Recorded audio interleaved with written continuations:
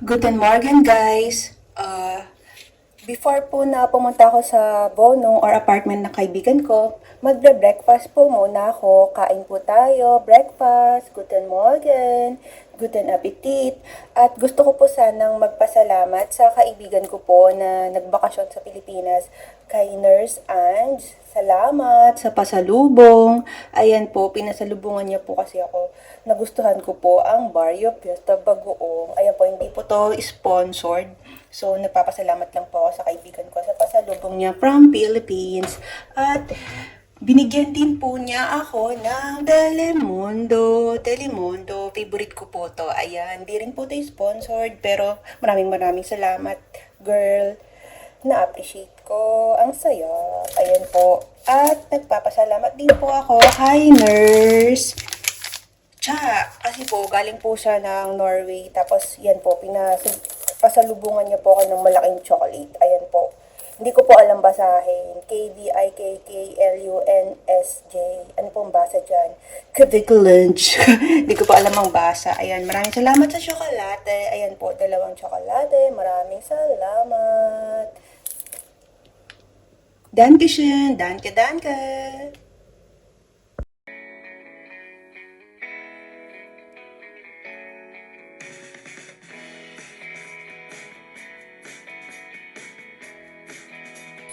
Hallo Leute, willkommen auf meinem Kanal. Jetzt fahre ich zur Wohnung meiner Freundin. Dies ist das erste Mal, dass ich sie in ihrer neuen Wohnung besuche. Los geht's!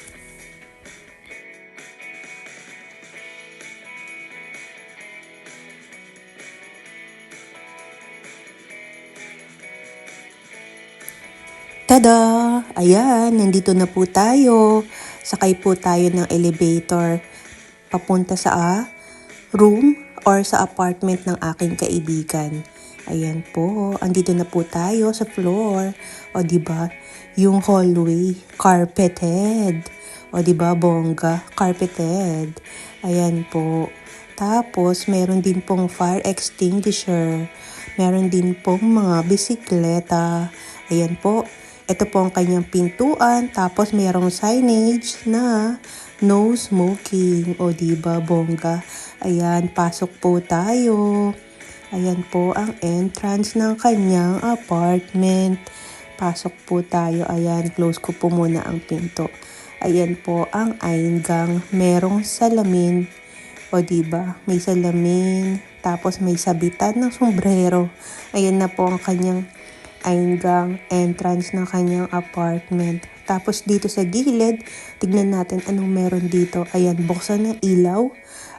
Ito na ang kanyang kusina. O diba, ang cute ng kanyang kusina. Isang tao lang po pala yung nakatira dito. Nurse din po. Same po kami ng employer. Ano to? Ref. Huwag na po natin buksan ng kanyang ref. Tapos ito, may cabinet siya. Tapos meron siyang dito, lababo. Ayan po. Meron din siyang dishwashing machine. O diba, may spule machine na siya. O diba, bongga. Ayan po ang kanyang kusina. Ang cute. Ang cute ng kanyang kusina. Maliit lang. Malinis. Ayan. Off po natin yung ilaw. Ayan po. And then may naka-ready na pong sleepers. Ayan. Suot tayo ng sleepers. Pasok po tayo sa next na pintuan. Ayan po. Ayan. Ang next na pinasukan po natin ay ang kanyang Von Sima. Ayan po. Ito na po ang kanyang living area. Sabi niya sa akin, dito na rin daw po siya kumakain. So, ito na rin ang kanyang dining area. Ayan po. Ayan. Ay, diba may flowers? Ang cute. Ang cute naman ng flowers na to. Girl na girl. Pink. O, diba? Ayan po. Ito po palang apartment na to ay 48 square meter. Ang laki. Tapos, mobiliert. Kompleto na po yung gamit. So, nadatnan na po nung kaibigan ko na meron ng gamit. Tapos, ang rent po niya ay 670 euro per month. Yun, warm meter na po siya. Ayan po. Ito po ang kanyang balcony. Tingnan po natin ang labas. Ayan po. Malaki din po ang kanyang balcony. O, diba? Malinis. Ayan po. Ito po ang view sa labas. Ayan po ang kanyang mga kapitbahay. Bahay na kanyang mga kapitbahay. Apartment din. Ayan po. O, diba? And then, ang next na division ay ang kanyang schlafzimmer, ang kanyang bedroom. Ayan po, ang luwang. O, di ba? Isang tao lang po nakatira dito. Imagine, ang laki ng bed niya. O, di ba? Ikot-ikot siya dyan sa bed. O, di ba? Ang cute, ang ganda ng salamin. O, di ba? Ang ganda, ang linis. O, di ba? Isang tao lang po nakatira, tapos ang laki. O, di ba? Meron pa siyang malaking lampshade.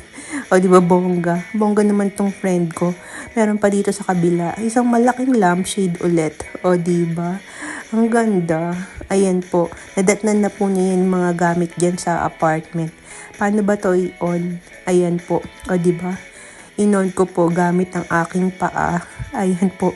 Dipindot sa baba. Ayan to. Ayan. O, diba? Ang ganda. Ang linis. Tapos po carpeted ang kanyang apartment. And then eto, may nakita ako dito. Meron po siyang microphone. O, diba? Ang ibig sabihin, mahilig pong kumanta, magkaraoke ang nakatira sa apartment na ito. Ayan po, diba bongga? Pinay na Pinay, Pilipino-Pilipino, mahilig kumanta. Ayan po, ang ganda. Ang ganda ng kanyang kwarto. And then eto, may division na naman. Meron po siyang walk-in closet. O, diba, bongga? Diba? Ang cute. Ito po ang kanyang cabinet. Wag na natin buksan. Ayan po. O, diba? So, meron din po ditong ano to. Yan, frame. Picture ng angel. Tapos, meron po siyang vacuum. Vacuum cleaner kasi po carpeted po ang kanyang apartment. So, kailangan talaga ng vacuum. Hindi kaya ng walis-walis lang. Ayan. Then, next na pinto ay ang kanyang badesima. Ayan po, buksan po natin yung ilaw. Ang kanyang banyo. O, diba? Bongga naman. Ang kanyang toilet and bath. O, diba? Malinis. Kasyang-kasya po ang isang tao. Maluwang. Ayan po. Para sa akin po, okay na po ang kanyang apartment. Maganda, malinis. Okay din po ang presyo, mobilier. Ayan po ang kanyang apartment. Close na po natin ang ilaw. Ayan po. So, may napansin po ako dito. Binilang ko po kung ilan pong lampshade ang meron siya. 1, 2, o diba? Binilang ko po kung ilang lampshade. 3, o diba?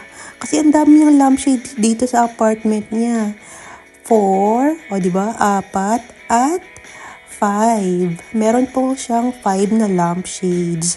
Ayan po, diba bongga? And then, meron din po ito, smoke or fire detector sa kanyang apartment. O, diba? Very good. Ayan. Tapos sa kanyang pintuan, may notice na, please close windows when leaving the apartment. Danke, Nurse Myra. Siya po yung kaibigan ko. She is from Tacloban, Leyte po. Shout out sa mga taga Leyte. That's all. Thanks for watching. Cheers!